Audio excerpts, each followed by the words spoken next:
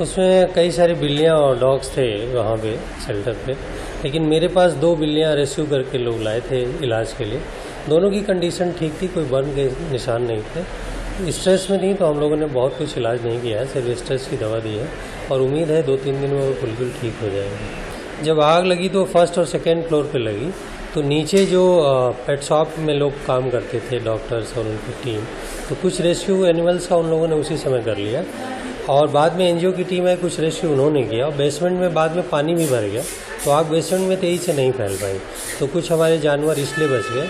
और जानवरों में थोड़ी प्रतिरोधक क्षमता या परिस्थितियों से झेलने की क्षमता मनुष्य से थोड़ी ज़्यादा होती है, ये भी एक कारण था।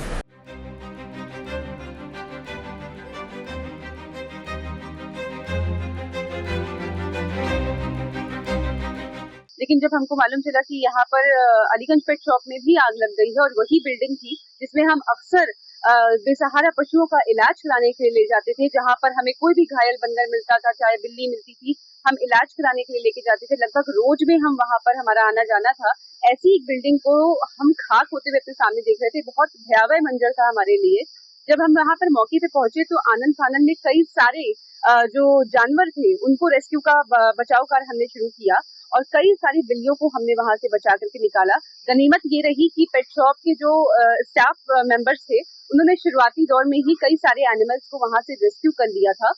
मैं ये भी मेंशन करना चाहूंगी कि वहां पर जो लोग रेंट पे रह रहे थे वो उनकी फॉल्ट से ज्यादा जो प्रशासनिक की पूरी जिम्मेदारी जो बनती है इसकी एक निष्पक्ष जांच होनी चाहिए, क्योंकि जो व्यक्ति जो बेजुबानों के लिए काम कर रहा है, जो 24 घंटे अपना हॉस्पिटल खोल रहा है, अगर हम देखें, अगर हम उस पर बात करें तो जो व्यक्ति बेजुबानों के लिए इतना संवेदनशील है वो इंसानों के लिए तो असंवेदनशील नहीं हो सकता।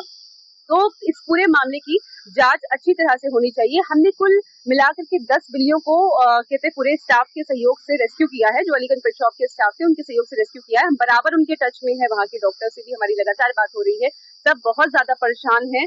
देखिए, कोई भी नहीं चाहता था कि वो बच्चे जो है, जो छात्र वहाँ पर अपनी जिंदगी से हार गए हैं, वो इस तरह से दम तोड़ देते।